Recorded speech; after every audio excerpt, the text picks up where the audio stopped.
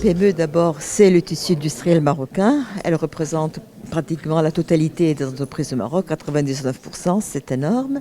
Mais leur potentiel n'est pas totalement utilisé. Il n'est pas totalement utilisé parce qu'elles ont des difficultés à investir. Elles ont des difficultés à se accroître et elles ne contribuent finalement que moins de 40% de la valeur ajoutée, et le reste étant dans les mains de quelques grandes entreprises. Donc il y a un très grand déséquilibre.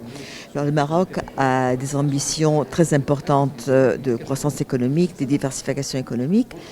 Et cela doit passer par les PME, parce que, comme je disais tout à l'heure, c'est le tissu industriel du Maroc. Donc il est nécessaire de les appuyer, il est nécessaire de leur donner l'accès au financement pour leur permettre d'investir et pour leur permettre d'employer et de créer des emplois, de créer de l'investissement et de créer de l'épargne.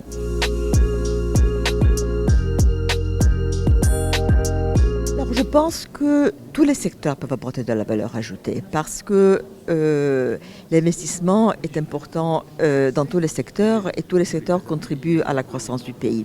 S'il faut cibler des secteurs qui sont particulièrement importants pour le développement économique du Maroc à long terme, j'en citerai deux.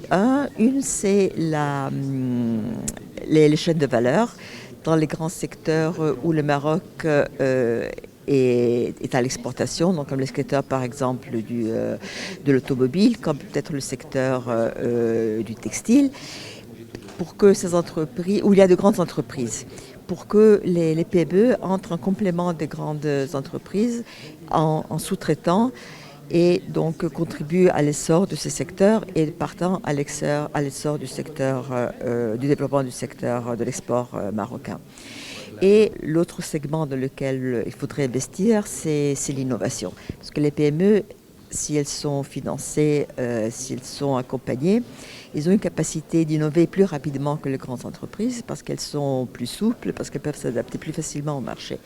Et la croissance passe également par l'effet multiplicateur de l'innovation.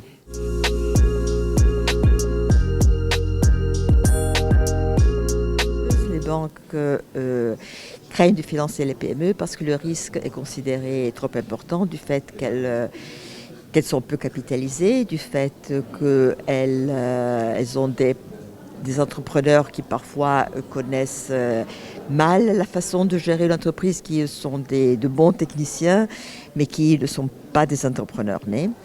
Et qui ne parlent pas la même langue que la banque. Donc les banques ont des difficultés à les financer et quand elles ont d'autres options de financement moins risquées, c'est quelque part dans leur nature de minimiser le risque et d'investir là où elles peuvent faire plus de gains à moindre coût. Notre très grand objectif, qui va au-delà du Maroc et qui est mondial, c'est la lutte au changement climatique et la promotion d'un environnement durable.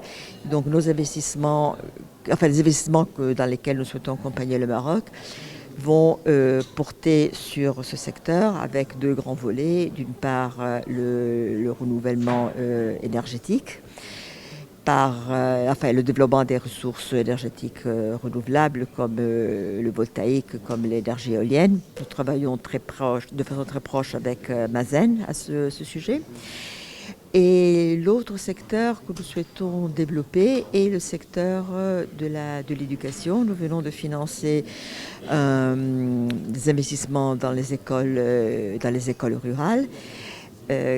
Qui va au-delà du financement du dur, donc des bâtiments, mais qui prévoit un programme pour essayer d'optimiser la réussite scolaire par un accompagnement des enfants, le transport des enfants vers les écoles, les cantines, le suivi des devoirs après l'école. Et c'est un secteur aussi qui est très important pour l'avenir du Maroc, qui est une des grandes priorités de Sa Majesté et que nous souhaitons aussi appuyer.